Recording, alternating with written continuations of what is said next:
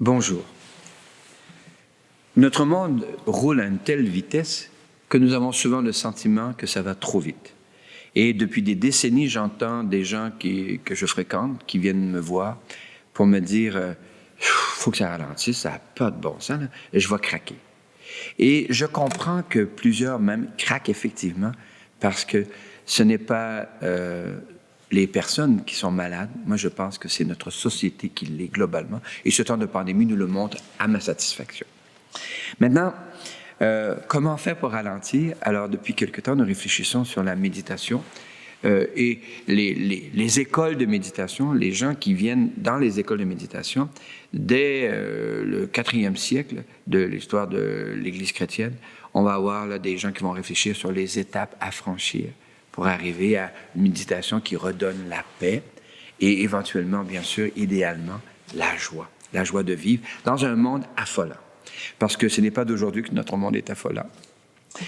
Alors, donc, le regard qu'on va porter aujourd'hui porte sur la méditation comme telle. C'est un temps où on peut arriver dans les étapes historiques, si vous voulez dire, dans le développement, on peut dire, après avoir lu un texte, on peut le méditer. Mais attention, je vous donne un déroulement là classique. Quand les choses vont de façon ordinaire, on s'arrête, on apprend à respirer, et puis on apprend à lire un texte, à le comprendre, puis là on va arriver à la méditation. Mais dans la vraie vie, là, on arrive dans son coin de prière un peu parfois fatigué, affolé, inquiet, préoccupé par ce qui nous occupe. Est-ce qu'on va arriver, le budget? Les enfants se sont disputés. Il y a une incompréhension entre les conjoints. J'ai appris que ma mère est rentrée à l'hôpital. Bon, on arrive avec ça, là. La méditation, c'est pas je prends une soucoupe volante pour monter plus haut, là. C'est je m'arrête pour mieux saisir ce qui se passe, pour y vivre dans la paix et idéalement dans la joie les événements tels qu'ils sont. Alors, la méditation peut prendre plusieurs aspects. Certains ont le temps de faire une lecture. Tant mieux. Mais la plupart d'entre nous, on y arrive un peu affolé. Alors, juste prendre le temps de s'arrêter, rallumer la bougie. C'est la lumière dans la nuit. Hein? Rallumer. Alors, la bougie, elle sert à quoi? Elle sert à éclairer, bien sûr, mais aussi, la flamme n'est pas toujours tranquille. La flamme bouge parfois. Un souffle, un petit peu de vent, et elle nous rappelle que c'est vivant. Une flamme, c'est vivant. Et nos situations de vie font que nous aussi, nous sommes vivants, et ça bouge. Et bien, dans la nuit symbolique, la flamme brûle, elle est là. Et dans la tradition chrétienne, elle représente toujours le Christ ressuscité. La flamme qui brûle, c'est le Christ ressuscité, lumière qui est là dans la nuit. La ténèbre n'est pas ténèbre, le Christ est là. Et si ce n'est pas une méditation chrétienne, il y a la lumière quand même. Il n'est pas nécessaire de faire un lien avec le christianisme, mais comprenez que c'est mon école, alors.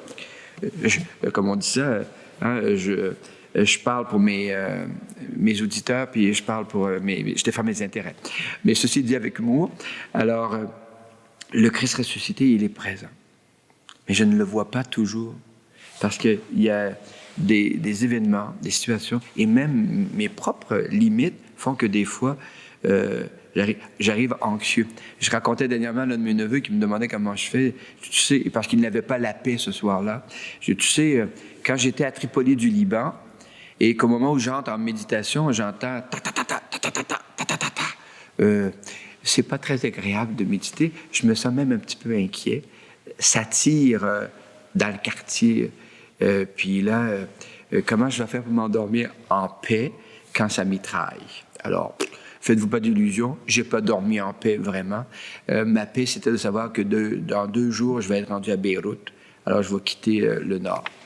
Alors, donc, s'arrêter, puis, si possible, se laisser rejoindre par l'intérieur, par un texte, une pensée, puis peut-être pas. Juste se demander qu'est-ce qui se passe. Qu'est-ce que je vois? Qu'est-ce que j'entends? Et puis tranquillement, laisser tout ça comme la courbe de la pandémie, s'aplatir pour entrer dans un temps où je respire mieux. C'est l'exercice de respiration. On peut même compter. C'est pas mauvais de compter. Et puis, c'est un rythme quaternaire. Ah oui, ceux qui ont fait de la musique, là, c'est quaternaire. 1, et 2, et 3, et 4. Et on recommence. Parce que ça en fait 15 dans une minute. Ah oui, 4 fois 15 font 60. Alors 15 fois 1, et 2, et 3, et 4. Et puis, dans certaines écoles, on va suggérer d'avoir, pour rythmer, pour la cadence, on va suggérer un mot, un thème, un mantra, quelque chose qui va rythmer le temps. Parce que 1, et 2, et 3, et 4, des fois, on se met à compter, puis on est tombé dans notre roulière d'être préoccupé. Parce que là, je suis préoccupé de savoir comment compter, puis de compter juste. Parce que le mantra, l'avantage, c'est qu'il m'occupe, il scande le temps, et puis, à un moment donné, je ne me rends plus compte. J'étais comme ailleurs, mais en fait, pas tout à fait, puisque j'étais au contact au plus profond de moi, dans un espace dont on parlera un peu plus tard, où se communique, se respire un souffle autre. C'est le lieu d'une rencontre inédite, inouïe, inespérée. Et l'autre de cette rencontre n'est pas quelqu'un que je projette. En ce sens-là, je m'exerce à lui laisser de l'espace.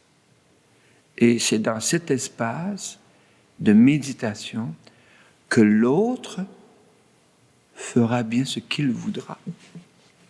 C'est ce qu'il y a de plus dur à accepter. Ce n'est pas mon discours de projection. Dieu me dit ce que je veux bien me dire à moi-même. C'est tentant, mais c'est pas ça. Je choisis de me laisser en silence pendant que l'autre, est-ce qu'il murmure, est-ce qu'il susurre? Là, il y a différentes écoles. J'aime dire, laissons l'autre être autre. Et qu'est-ce que ça va produire en moi? Ça ne se commande pas, ça se reçoit. Une douceur. Les mots varient. Certains vont dire harmonie, douceur, paix. Peu importe. Vous savez, les mots, c'est nous les humains qui avons besoin de traduire ce que nous vivons. Mais je me sens bien. Vous savez, selon ce vieux refrain qui a marqué mon adolescence, je me sens bien auprès de toi. J'ai l'impression d'être en vacances. Même quand tu dis rien, même quand tu fais rien, je me sens bien. Et c'est ça, méditer. En arriver à laisser de l'espace à l'autre, tel qu'il est. Et je me sens si bien auprès de toi. Bonne méditation.